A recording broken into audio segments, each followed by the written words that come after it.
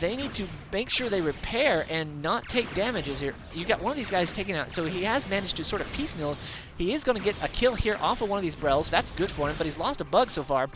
Need to go after this guy here. They could micro these guys. That's really what he needs to do. Oh, unfortunately, the Klingons have managed to cloak out, and they are going to run away, getting while a little bit of back and forth between the two teams.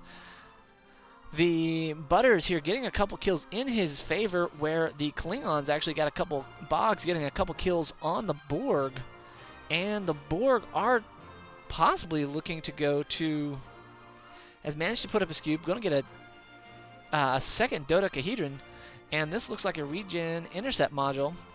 So two of them out on the board is going to be kind of deadly. These are still nasty units. Boggz fielding 4 of these guys, nice and strong. Going to move up, trying to get a little bit of XP, and here comes the Dodi. The Dodi is going to be trying to take on these guys. Boggz might actually be able to, oh, Boggz with the special weapons, able to, that field research coming in handy as these Cube Edge classes taking that sucker down to 50. Now Boggz need to move this guy up a little bit, and in the meantime, he'll be able to continue focusing fire. And this is actually, he brings in another one of these guys. This guy should very soon be, oh, and look at the Dodi coming down. Wow, those Cube Edge just taking out the Borg. Borg bringing in another one of their ships. Not a good idea. Blue is just kind of getting handled here, now finding that he needs to move this guy back. The Klingons really getting the Borg's goat here. They're going to end up losing another resource assimilator. Boggz even going to end up getting a kill off of this detector, and BlueGraxxon just kind of letting him get away with a little bit too much here. In the meantime, Boggz is moving up, taking the center map with these four Cube Edge classes. And this Dodi here, Blue, doing a making the right choice, bringing this guy back. He cannot be taking these losses. These collective connections will end up killing him in the long run. Boggz here camping out over at the Tritanium. Sort of the little bit of a, I don't know what he's doing here. He should either be attacking this guy because he's within range. They know where his fleet is, so there's no advantage to not doing anything here.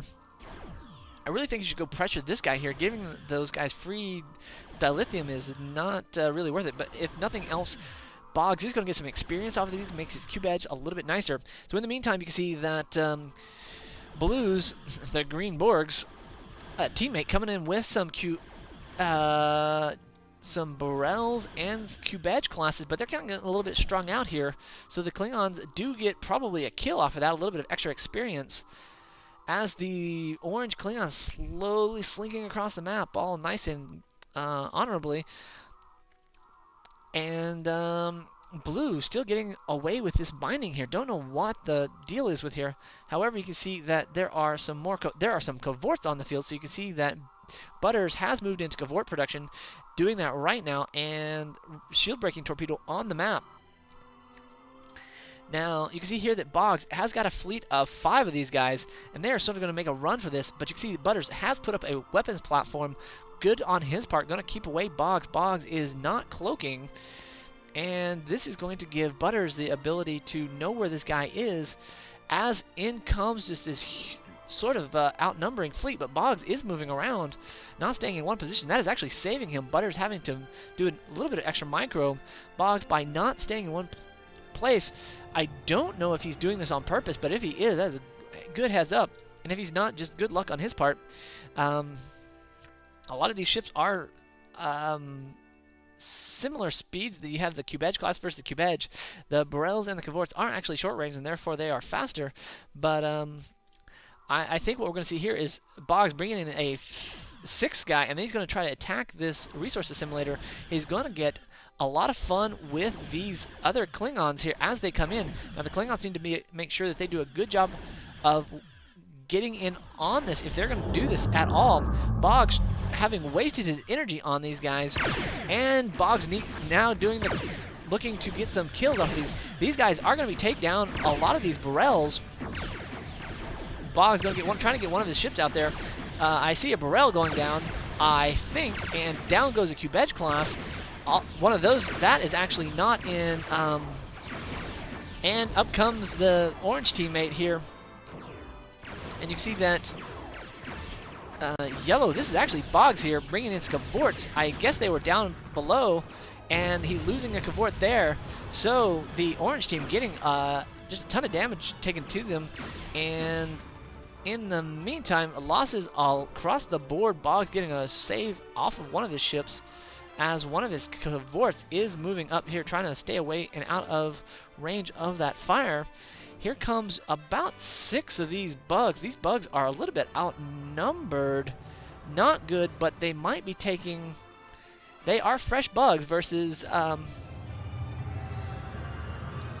versus these not as... Oh, and Boggz doing a good job of supporting his teammate here. Moving up, these Klingons are no match for the combined fleet, and they know it. They're going to stay cloaked. In the meantime, the Borg have a Doty and a Scout Cube up here on the map. Really, what BlueGraxxon needs here is he is putting up a sphere. That is actually a good point. He's putting up another dodecahedron. One of the beauties of being a Borg player is you can be placing conduction matrices, uplinks all over the map. You can really build up your forces if you have the resources quite quickly.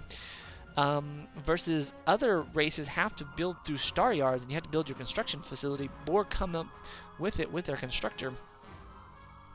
So you can see here that Alan has got a little bit of defense, so this is going to keep his base a tad bit safer.